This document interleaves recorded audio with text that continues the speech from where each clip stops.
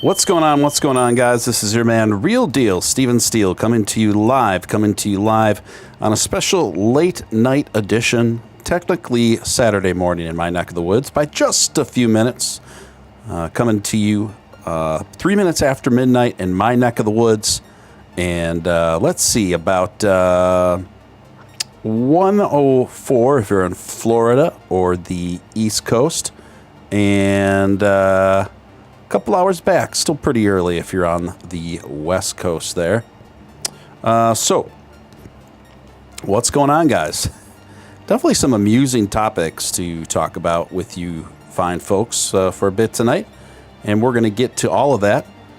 Sorry, I'm still properly arranging my screen there. Thank you for your patience.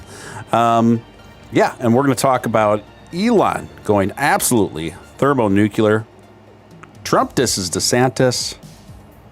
Aaron Carter. I forget how I described it in the thumbnail. I feel a little bad about it, to be honest with you. Aaron Carter makes... Aaron Carter's party reaches an abrupt conclusion. And so much more.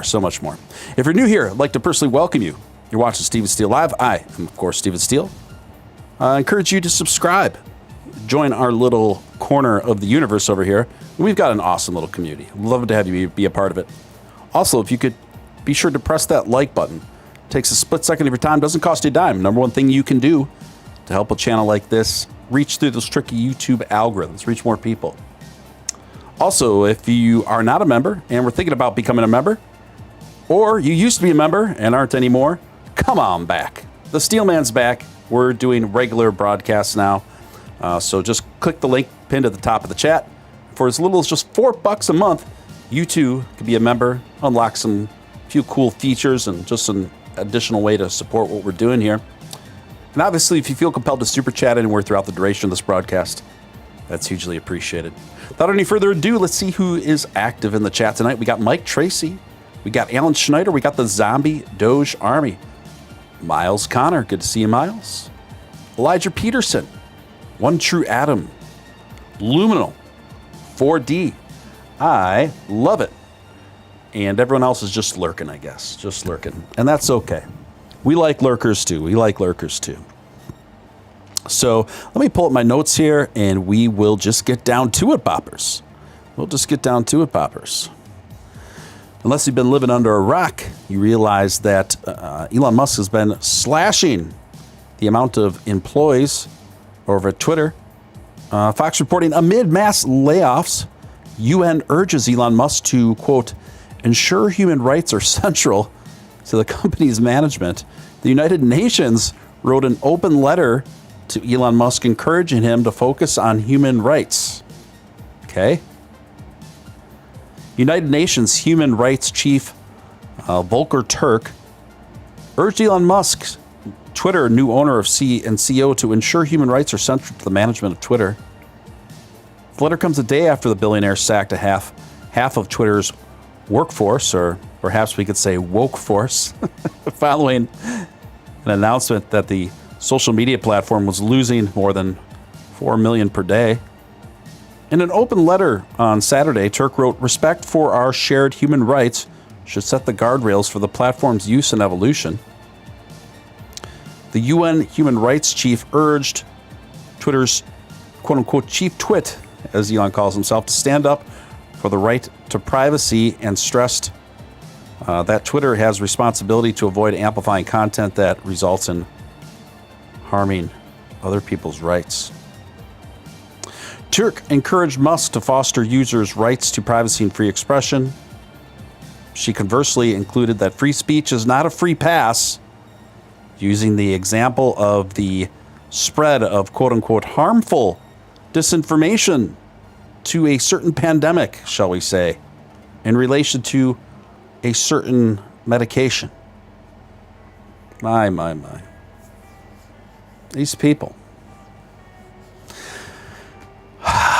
Where do we start, folks? So, firstly, it's almost like she's just trying to scold and shame Elon Musk. Don't get too naughty over there. I know it's your platform and you threw down $44 billion. But don't get too wild. Don't get too naughty over there at Twitter. You better run it in our vision. In all the things they say on their face, the generalized statements sound good, right? But then when you start probing a little bit, well, what do you mean by that? What do you mean by when you say a statement, free speech is not a free pass? Well, to her, that means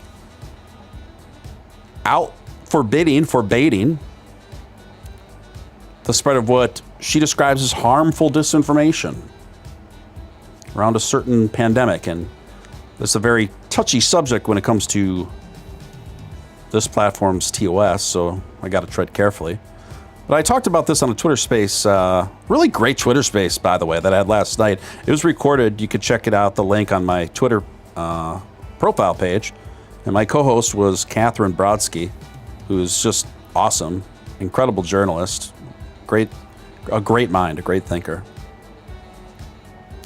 And so what we were talking about are all the different evolutions in information and all the different evolutions that science takes and data surrounding the science can take at every step of the way, where things can change very rapidly from day to day, from week to week. Certainly we saw that through the pandemic. We had statements made by the government, statements made by credible scientists that later had to be re-updated weeks, months later. We were constantly we weren't constantly reinformed as much as we should have been, in my opinion, but it just goes to show that things that would have gotten you banned from saying things that would have gotten you banned from Twitter one week was a confirmed scientific reality the next. Right? I say this as someone, I consider myself very, very pro-science, by the way. But I also understand that it's not some deity, this sanctimonious deity, like it's not like the Word of God and it can't be updated. It's supposed to be updated. Science is a constantly evolving body of work, body of data. And sometimes certain people, when they say they're pro-science, what they really mean is, I am pro certain windows of information that fit into my desired predetermined narrative. You understand? You know, Carl Sagan, one of the greats, one of my favorites. He wrote one of my favorite books. It was the last book he wrote before he died, which is called Science is a Candle in the Dark. I highly recommend it. I've gone through a couple hard copies and loaned them out and never gotten back. But one of the quotes in this book, and I'm paraphrasing it, one of my favorite quotes is, here, let me look it up actually, because I don't want to butcher it, and I think it's so pertinent to this discussion.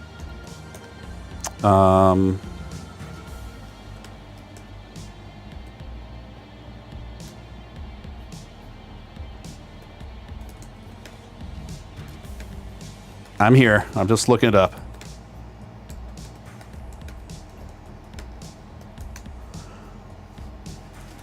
Okay, here it is. Now get this. This is one of my favorite quotes by Carl Sagan out of the last book before he passed. The truth may be puzzling. It may take some time to grapple with. It may be counterintuitive. It may contradict deeply held prejudices. It may not be constant. Sorry, I had pop-ups on my screen with what we desperately want to be true, but our preferences do not determine what's true. Right? Our preferences do not determine what's true. Rodrigo to Jesus, welcome. Sound Gods says Dogecoin to the moon. Yes, indeed. Welcome. Wiling out. Well, we got the band back together tonight. RW Prowess 007 coming in from the Midwest. Just like me. Good to see you, Prowess. Johnny Crypto, of course. And they keep filtering in, folks. They keep filtering in. So that is the quote I think of when I think about these sort of ominous, general, and kind of Orwellian warnings that the UN is giving to Elon and advising him on how he should run Twitter. And I don't think that Twitter is going to evolve into this all-out, chaotic, whatever goes in terms of anything goes in terms of speech platform. I think there are going to be some general rules and conditions to prevent egregious harassment and certain, shall we say, what do you call them? Slurs, right? But overall, I think that the trajectory is going to be much more conducive to being a equal playing field for a more variety of ideas, put it that way. And so when these certain institutions express concern over this, what they're really saying is they dress it up as being champions of human rights, which I consider myself. I'm sure Elon Musk definitely considers himself. What they're really meaning is we're concerned about you giving a platform to more varieties of ideas that aren't necessarily always conducive to our narrative. That's what they're saying. That's what they're saying. Let me pivot to another story here. Jack Dorsey. Jack Dorsey tweets an apology, takes responsibility for mass layoffs at Twitter under Elon Musk. So essentially, Jack Dorsey issued a tweet. He said, folks at Twitter, past and present, are strong and resilient. They always find a way, no matter how difficult the moment. I realize many are angry at me. I own responsibility for why everyone is in this situation. I grew the company size too quickly. I apologize for that. I thought that was very conciliatory, yet very cool of Jack, actually. And I think it's true. I think they got Jack. I mean, Jack was very ambitious for a while before you could tell he wanted to take more of a backseat role and kind of wanted out, right? After he kind of felt that he lost control of the situation. But basically, that was the way I took that statement. Is that was Jack's polite way of saying, hey, we grew too much too fast and we have too many employees and it's just not necessary, you know. And when people are blasting Elon Musk for cutting down on the staff size by 50%, but folks, he's losing on an average of $400 million a day. Now, if you just acquired a company and you were losing $4 million a day, you have to act very swiftly in order to stop that level of financial bleeding, right? So I think he's doing what he has to do. He's doing what he has to do. Let's go to the next story here.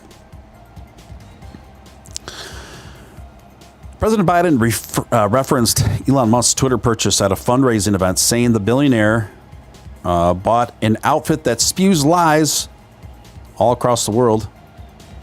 At a fundraising event on Friday, President Joe Biden broke his silence in Elon Musk's purchase of Twitter. Biden said Musk bought an outfit that sends and spews lies all across the world, warning of impacts to the coming elections. There's no editors anymore, Biden said. How do we expect kids to be able to understand what's at stake? And this was in Chicago.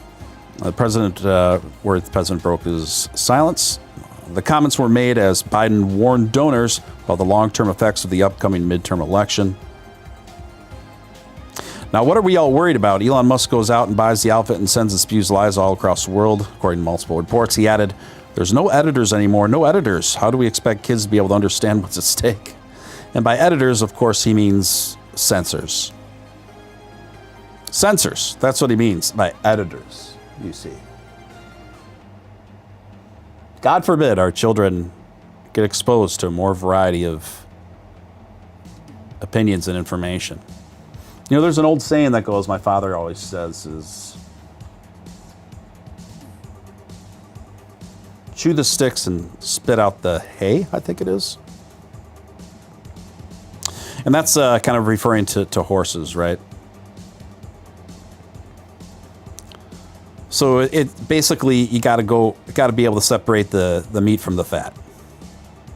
And that's part of being an adult, folks, is sifting your way through different kinds of information and making up your own minds. Being able to, I mean, there are many times where I've watched what have been arguably controversial videos and shows that are not allowed on platforms like this because I was curious. And I listen and then actually go, well, I actually have a point there. And then other things I kind of wince and I go, oh, that's too much, you know? But I want the freedom to be able to do that.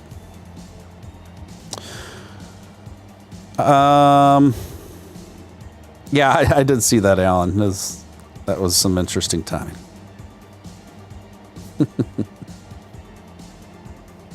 Yeah, I know that Fetterman put out an ad, and it was kind of like an ad kind of impersonating an old football ad. I forget who the football star was.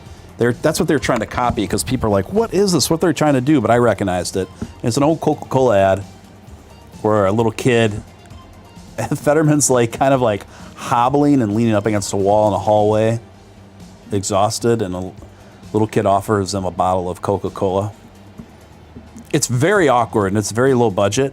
People are blasting it really hard because I thought it was so weird. I actually liked it, but I like weird lo-fi kind of stuff like that. So I actually like that.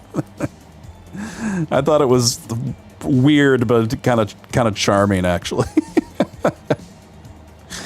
Anyway, Wall Street Journal headline today. Get this. Why Elon Musk's quest to revive Twitter is likely to fail. Musk's strategy at Twitter might work at a startup, but Twitter is a mature company that is extremely competitive with an extremely competitive market with little prospects for growth. And these are the kinds of criticisms and takes that we are getting from a number of outlets right now. I mean, Elon hasn't even owned Twitter for 1 week, and they're already saying that it's over, right? That he's going to fail at turning Twitter into a more popular model. Aside from these assessments being astoundingly premature, in my opinion, I think they're also likely to be inaccurate. Particularly when we look at Elon Musk's Twitter timeline today, folks. And he spent a lot of time on Twitter today. In fact, I don't remember the last time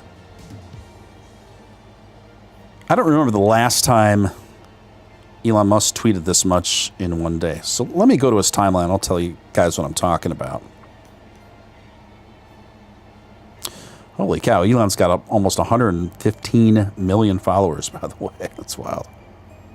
Anyway, so Elon back and forth was talking about all the upgrades that he's working on and asking people for their opinions on all sorts of things and features and things that he's been working on.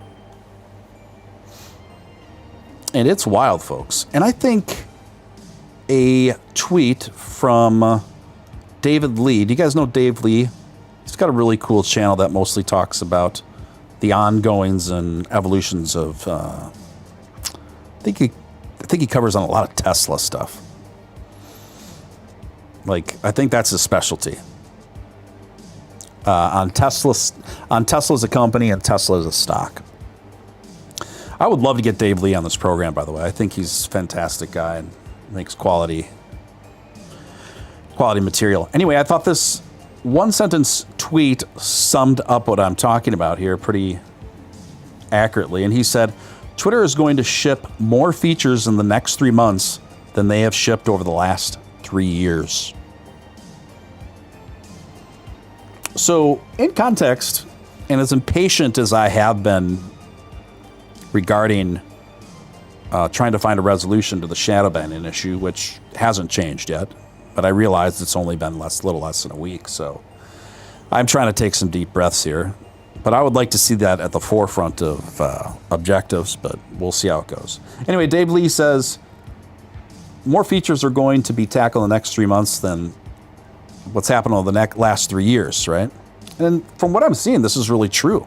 I mean, it's astounding how many new features Elon is busting his butt on to bring it into reality. And one of them is working on ways where content creators can monetize off of the Twitter platform. And Elon wants to see a lot more videos being uploaded to Twitter. And who knows, maybe there'll be video live stream options to Twitter. I know he's expanding it also, or there's going to be a Vine integration, which will be interesting. But incredibly ambitious, I'll tell you that. And furthermore, when you look at Elon's track record in terms of taking companies over, it's pretty darn good. I wouldn't be the person to bet against him. Now, that's not to say that some of his critics could be right. They could be. He could fail at Twitter, but I think that's a much lower probability scenario than, conversely, making it very successful. Banks Done, thank you so much. Banks Done call the Coca-Cola ad Mean Joe Green. Full version 1979. That's it. That's it. Thank you for that. That's exactly what I was referring to. It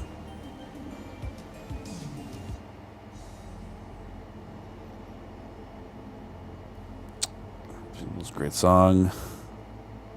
Stephen, can you give me some advice on what to do with 1.6 billion? I know it's no financial advice. Thinking of putting it all on Doge. I assume you could only be referring to the lottery, right? 1.6 billion. I would not put it all into Doge. I'm just being honest. I'd put a couple million in it.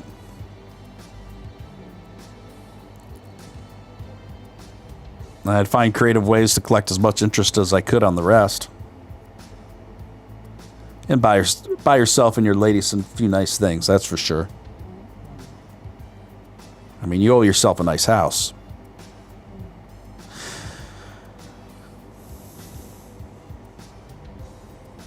Alex Jones earrings. They make those?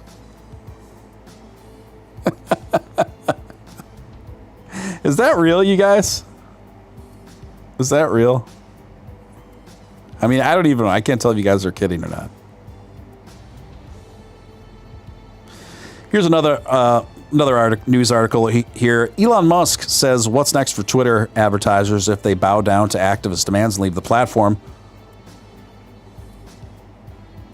Elon Musk has warned advertisers who are canceling purchases on Twitter amid fears of boycotts from activists that they soon may face thermonuclear name and shame. I wish I had a voice transformer for that term. Thermonuclear name and shame. Elon Musk has warned advertisers who are canceling purchases on Twitter amid fear of boycotts from activists that they may soon face a thermonuclear name and shame. In a pair of tweets, Musk claimed Twitter suffered a massive drop in revenue after he purchased the platform. Responding to a user's request to name and shame the advertisers who are succumbing to the advertiser boycotts, Musk affirmed he would be taking action soon. A thermonuclear name and shame is exactly what will happen if this continues, he ambiguously warned. That's pretty badass, you guys, I gotta admit. The tweet follows an open letter group of more than 40 organizations, including the NAACP, the GLAAD, and sent on Twitter's top 20 largest advertisers to stop financing the platform, as they claim Musk proposed changes to stifle their voices or will allow hate harassment, fake content to thrive. Fake content. I wonder what they mean by that, right? So Elon's exact words, thank you. A thermonuclear name and shame is exactly what will happen if this continues. The letter argues Musk's ownership of Twitter has allowed the platform to be inundated with hate and disinformation. There's that term again, right? Disinformation has essentially become a catalyst buzzword for certain people, a certain catalyst buzzword label on anything that they personally disagree with is suddenly disinformation. So very blatantly Orwellian tactic. I don't know how else to put it. We know brand safety is of the utmost importance to you. The letter reads, as such, you also have a moral and civic obligation to take a stand against the degradation of one of the world's most influential communications platforms. My goodness. The hyperbolic freakout just keeps going and going, doesn't it, folks? It just keeps going and going. And this goes to tell you how important this platform has been to the establishment. And that is why the collective freakout is so intense. Because they're not running the narrative for once on a major platform. Folks, I've personally never felt super compelled to go to spend a lot of time on things like Truth Social or Parler and things like this. I don't particularly want an echo chamber in either direction. I think a lot of us, we just want a social media platform where it's overall, it's even-handed. And there could just be a fair exchange of ideas and interests without the algorithms being completely rigged, without the system being completely rigged, right? That's all we want. And that's all that Elon's trying to do. And to me, to see how much the establishment opposes this very notion, well, they're really wearing their colors on their sleeves now, aren't they, folks? Nate, hello.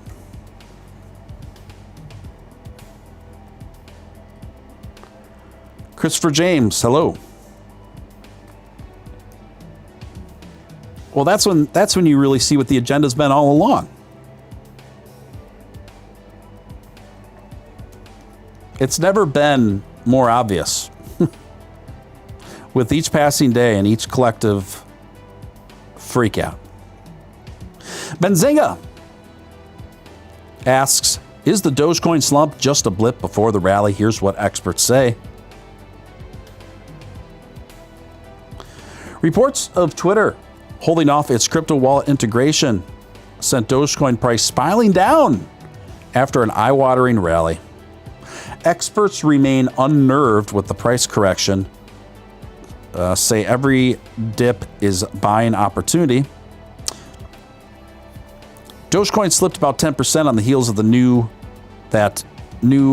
Twitter owner Elon Musk has reported halted work on the social media's crypto wallet. But experts say the current slump is only a blip before a long-term rally on the bank of increased use cases for the world's 8th largest cryptocurrency by market cap. And that's right. For those of you who may have missed it, Dogecoin is in the top 10. Number 8 for highest market cap in the world. And I think this will only continue.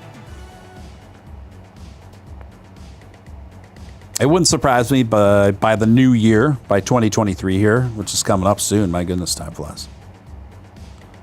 That we will see Dogecoin at 5, 6, 5.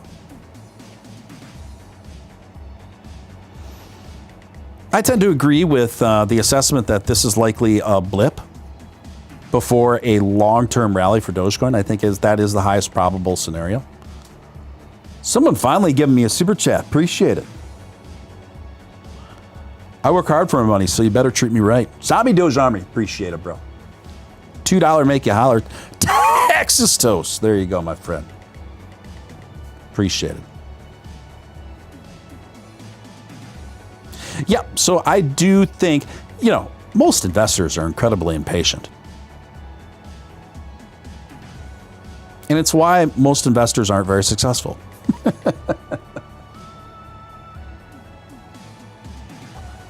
It reminds me of most of the most popular cryptocurrency TA guys who are advising everybody to dump Dogecoin, buy Dogecoin at 5 to 6 cents, dump it at 8.5 cents on this last rally. They said that's where it always peaks. That's where it's going to peak again. Dogecoin won't go past 8 or 9 cents for years. So consequently, most people that were newer or infrequent, kind of candle chasers when it comes to Dogecoin, they dumped their positions after 8 cents. And then we saw it, of course, ascend to 16, 17 cents within this last week. And now we're consolidating between 12 and 14. So it almost doubled from there. But Dogecoin's a very long-term position for me, as are things like Bitcoin, XRP, Matic. Personally, my relationships with coins like that span for years, right? So I don't sweat it. And most of the time, when it comes to popular high utility coins like that, that's where the real gains get made. Now, I certainly do my share of monkeying around the low market cap space. That's an entirely different animal. We can do streams just entirely focused on that stuff. But that's super high risk, high reward. But there are high rewards to be had there. But you got to act fast. You got to keep a close eye on things. And the amount of long-term holds in that low market cap space, they're infrequent. They're there, but they're much more infrequent. Sliding Edge, hey man, thank you for the super chat. $5 coming in strong. Appreciate it, man. Checking in, coming in hot at a Friendsgiving. Go Elon, Doge, Sliding Edge. Good to hear from you, my friend. Been a long time. Glad to see you're still watching, still out there, my friend. Thank you for helping to keep the lights on over here at Steele HQ. Sliding Edge also celebrating 18 months of membership. Thank you for your continued support, my friend. Honestly, it shocks me when I think that I've been doing it this long already. Appreciate you guys. Appreciate you guys. I mean, truly, thank you. Let's pivot to the next one, shall we? We still got more stuff to get to. This week in coins, Dogecoin outpaces Bitcoin and Ethereum amid Musk's Twitter takeover. So over the last 7-day period, Dogecoin has resoundingly outpaced both Bitcoin and Ethereum. Remember when Nick Balls used to be on the show a lot, and he was co-hosting with me quite a bit? I do miss that guy. I really do. He's a good guy. Got to get him back in. Got to talk him back. Got to talk him back into coming out of his retired hiatus. And I mean retired in truly the sense of the word. The guy's only in his mid-30s, and he's retired on Dogecoin. Doesn't have to work the rest of his life.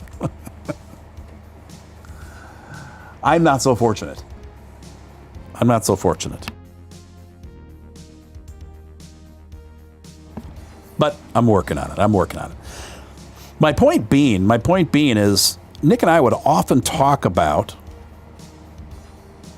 a future wherein we would see Dogecoin operate very bullishly and independently from both Ethereum and Bitcoin. A future in which this will happen with more and more frequency. And now we are seeing it. We are seeing it become a reality less than 2 years after I started talking about this. And I think we'll continue to keep that up. And what's going to go along with that, I believe, is a substantially increased market cap, wherein we're going to see Dogecoin in the top 5 and pretty much stick around there. Diamond Head Freddy, good to see you in the mix, my friend. Appreciate it. So good stuff. The Fed's announcement of a fourth rate hike this year impeded the growth of the usually weekly leaders. Well, that's part of it. But it didn't affect Dogecoin. Not one bit, my friends. Not one bit. Let's pivot again to the next news story. Let's pivot again, shall we, friends? Let's see what's on here. Aaron Carter, found dead at age 34. TMZ, Daily Wire both reporting. Singer Aaron Carter found dead in his California home on Saturday. The troubled musician was found unresponsive after authorities received a call around 11 a.m. One drowned male, sources said, according to TMZ. Initial reports indicated Carter was found in a bathtub. But now reports the I Want Candy singer. Why they got to do him like that, man? The I Want Candy singer was found dead in his pool, according to LA County Fire. The neighborhood police apparently saw the body and called 911. The 34-year-old had an extensive history of drug-related problems as well as run-ins with the law. In September, Carter revealed that he had voluntarily checked himself into an outpatient rehab program. The singer-turned-rapper was fighting for custody of his 11-month-old son, Prince.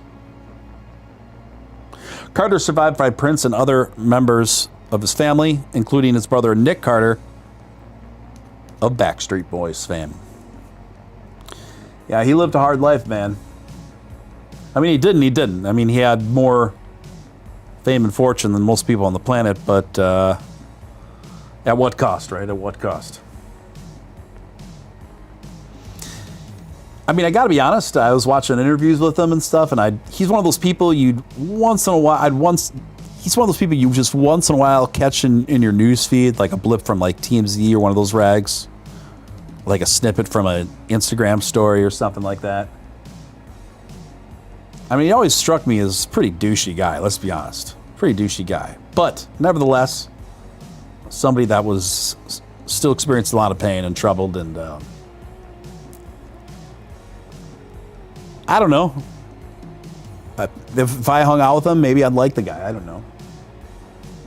It's only so much you can tell. Only so much you can tell seeing stuff in the internet, right? But there was, his last interview was on, the name of the podcast eludes me. You can see the interview on this platform. And it was just 3 or 4 days ago. And in that interview, man, I don't know if they're going to leave it up much longer. He is out of it. He is zoned out, slurring, just spaced out, barely coherent. Miles says I liked him. Yeah, I don't mean to sound judgmental at all. He could be he just always kind of struck me as kind of douchey, but that doesn't mean he's not likable. I mean, I get it. I think you can simultaneously both of those things. Be both of those things. Speaking of slurring, let's pivot to Jessica Simpson now. Yes, this is a TMZ edition of Steve and Steele Live. We're getting into some real crap tonight, guys. We're really covering a lot of different stuff, huh? Jessica Simpson's expressed concern on Friday after they claimed the singer appeared off in a video ad for the Pottery Barn. Simpson, 42, boy, you know you're getting old when Jessica Simpson's in her 40s, showed off her daughter Birdie's room designed by Pottery Barn kids in the ad while looking frail and speaking slowly, according to some fans. "Hi, I'm Jessica Simpson, and welcome to my daughter Birdie's room," she says in the ad, designed by Pottery Barn kids, "and a little bit of me," Simpson said in the video post.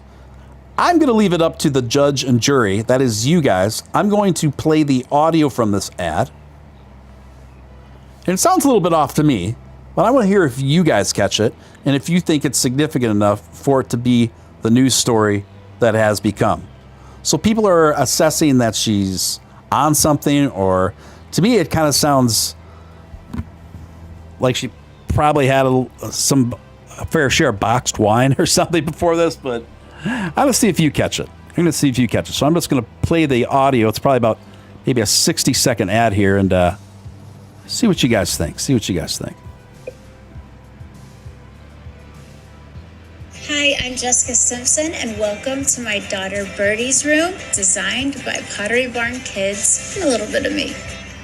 I was really drawn to the geometric prints and the color scheme.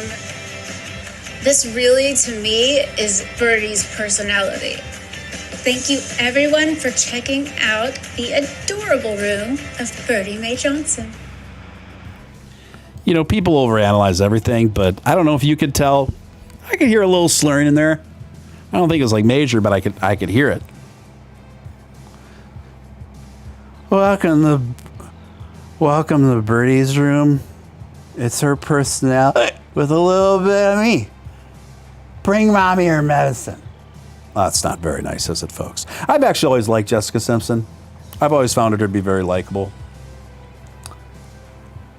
One of the first reality TV stars, really. One of the first reality TV stars, really. I remember there was an episode where she thought that, what was that tuna fish brand in the can? She thought it was like not tuna fish. She thought it was something else due to the name of the. What is that? It's totally eluding me at this point. Zombie Doge Army says, nah, she's on something, but she's not drunk. We're just hanging out to design a little pottery barn, little birdie's room. And we designed it because the little birdie told me. Yeah, it could be a little some Xannies, you know, some of that action. I don't know. Honestly, it could be something as innocent as sleep medication. That stuff is enough to do it to you. I tell you what, I've dealt with insomnia on and off throughout my whole life. And back in the day when I used to do a lot of touring, it would put me in some predicaments. Having insomnia while being on tour is a bad combo. It's very physically demanding being a frontman of a high energy band, playing gigs every night, sweating your butt off, right? And then staying up and partying with people after that, and then sleeping for a few hours of the day and then doing it all over again, night after night. And then not getting any sleep on top of it. So I rarely ever take medications, but I was really concerned about keeping up with everything on tour. So I had my doctor prescribe a sleep medication for me, which name is eluding me at the moment. They used to have these commercials for the sleep medication. It wasn't Ambien. It was another one that had a butterfly flying around.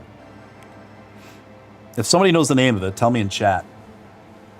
Anyway, I was taking that one, and I would say probably my second, about 2 weeks, a little less than 2 weeks on that medication while I was on the road. I swear to God, you guys, I couldn't tell what up was down. I felt like I was on those zombie drugs all the way through the day, too. They last all the way through the day.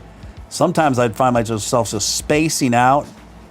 I couldn't tell if I was dreaming or awake. It was really scary and weird. And so I was like, yep, that's enough for me. And I stopped taking those sleep meds immediately. And even my band was like, you're acting kind of weird, man. Are you all right? I'm like, I know exactly what's doing it. I know exactly what's doing it. And so I got off those things, man, and never looked back. That's it. Banks done got it. Chicken of the sea, and she thought it was chicken out of the can. Yeah, that was it.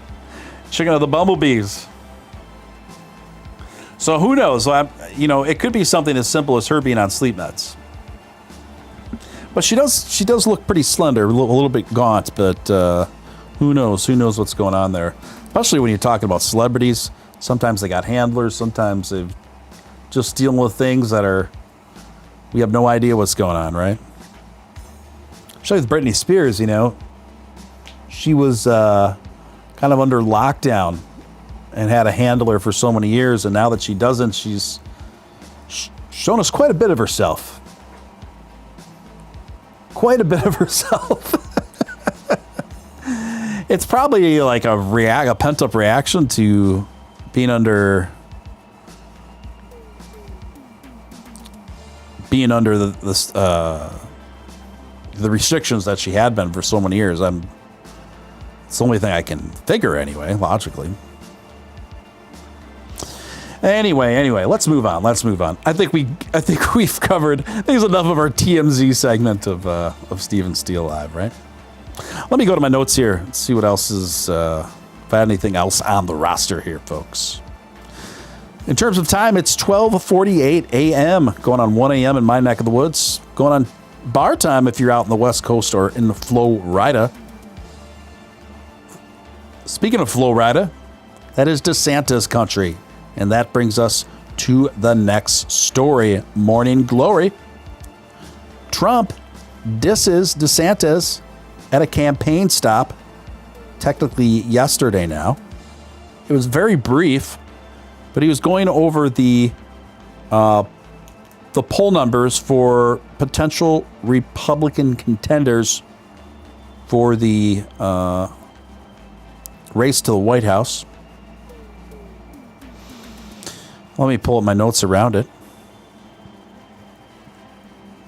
This is Daily Wire reporting. Trump launches attack on Ron DeSantis ahead of midterm election. Former President Trump took a shot at Ron DeSantis during a campaign event Saturday night in Pennsylvania, just days before Florida's governorship. Trump made the attack while campaigning in Pennsylvania and used a questionable poll that was conducted months ago, just shortly after the investigation of the former president's handling on the records, which made public following the Bureau's raid in Mar-a-Lago.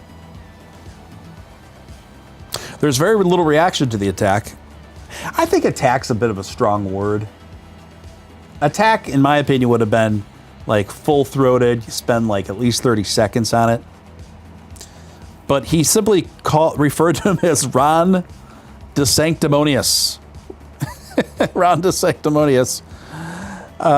Trump posted these numbers on his social media platform on September 16th and promoted them again on his account. The reaction to the attack on DeSantis was overwhelmingly negative on the right, et cetera, et cetera. You know, people are really upset about this. I don't know. Personally, I think people are probably reading a little bit much into it. I mean, this is just, Trump's a smack talker. This is what he does. Anyone who he thinks is going to be a challenger to him, this is what he does. Now, the only thing that makes it a bit surprising to me is that he did it ahead of the midterms. So I think Trump threw that little brief insult at DeSantis out there because he probably thinks DeSantis' head's getting a little too big. And to be fair, Trump did put him on the map in terms of it's arguable, definitely arguable if DeSantis would have won in the first place without Trump putting him on the map, right? So I'm sure that's kind of going into the tension. And then he also knows that DeSantis is becoming pretty wildly popular, to be honest. And if he were to make a mount for the White House, it might probably would pose the biggest challenge to Trump. So if you recall, when Trump was running for election the first time up against like 10 other contenders, he had funny nicknames that he made up for everyone challenging them. Heck, he even talked some smack about Elon Musk not too long ago, and now he's praising Elon Musk. And so, you know, this is just how he rolls. This is how he rolls. I think my favorite Trump insult is Little Marco, where you always refer to Mark Rubio's Little Marco. That was ridiculous. Ridiculous.